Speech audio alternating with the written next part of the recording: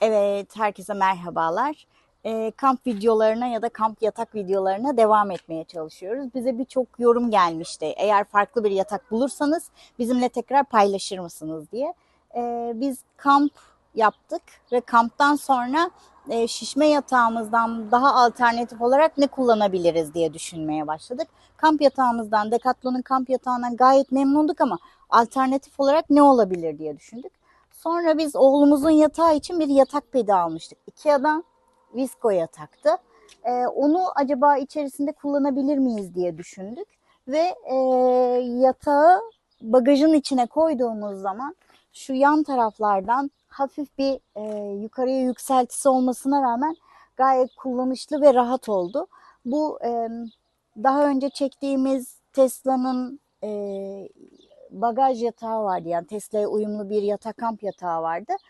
Onun yatak versiyonuyla aynı. Gördüğünüz gibi şurası ayak izi olmuş. Gördüğünüz gibi yumuşacık, yattığımız zaman da gayet rahat olmuş oluyor. Ikea'dan almıştık biz bu yatağı. Yatak pedi olarak geçiyor. Kılıfı da çıkarılıp yıkanabiliyor. Size onun adını da göstermiş olayım.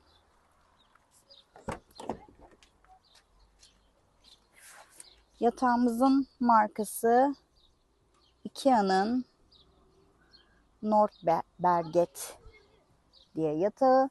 Yatağı sererken de şöyle bir şey yaptık. Bu başlık kısımlarını ters taktık ve biraz uca doğru uzattık. Uzattığımız zaman bu alandaki boşluk kısmı en azından desteklemiş olduk. Yastıkları koyduğumuz zaman da burada daha rahat bir yatım alanı sağlamış olduk. Sizlerin de eğer bu tarz bir yatak pediniz varsa bu şekilde de kullanabilirsiniz. Bilginiz olsun. Yatağımızın araç içine nasıl sığacağını da göstermiş olayım size. Yatağı yani yatak bedini ikiye katlıyoruz. Sonrasındaysa aynı Tesla yatağı uyumlu gibi şu şekilde rulo yaparak sıkıştırarak yatağımızı tutabilirsin.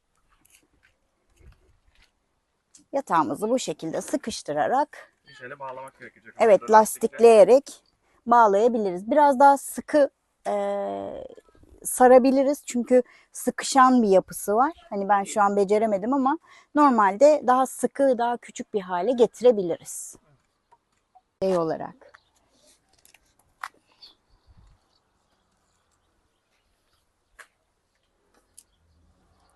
Kanalımıza abone olmayı, videolarımıza yorum yapmayı ve beğenmeyi unutmayın. Teşekkür ediyoruz.